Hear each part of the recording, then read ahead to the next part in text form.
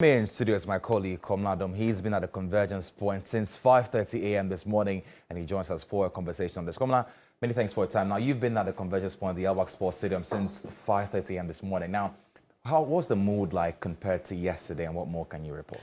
Well, before I left the place, I could count, people running into hundreds. Earlier there hadn't been that many in terms of the numbers, but before I left there, the numbers had been trickling in, they've been streaking in, and so we have in excess of 200 or so people who have now converged at the Whisked Sports Stadium in readiness to move from that point. They're going to go through certain areas. They'll go to the Lands Commission and then also go to the Finance Ministry and then end at Parliament House, where they're expected to present that petition. But earlier, one of the leaders of the demonstrations, Joshua Kamba, went to the police and showed the police a picture. That picture has been trending on social media of a policeman in the crowd control vehicle appearing to be throwing a stone. He showed that picture to the police lead on ground and said they must arrest that police individual who is captured in that picture, because that is where all the violence escalated. So we can listen to Joshua Kamba. He's been speaking to journalists about his engagement with the police on this particular subject and the way forward for the protest.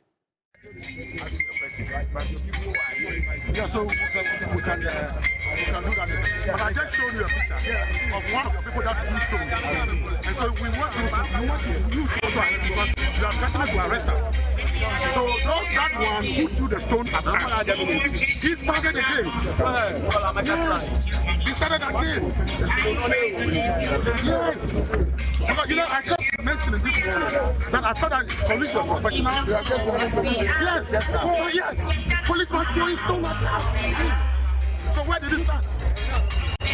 I was not wearing the kind of clothes you are wearing. So if any stone came into my head, how do you believe that? How do you believe? How do you believe that it is this much people that were throwing the stones? But they are here. So where did the stones come from? The police now is not friendly. Don't get them. So we just heard you say that you see to that. Is that an admission of wrongdoing on the side of the police? You need him to tell you. You need him to tell you. Okay. You must have don't get them. Let's go.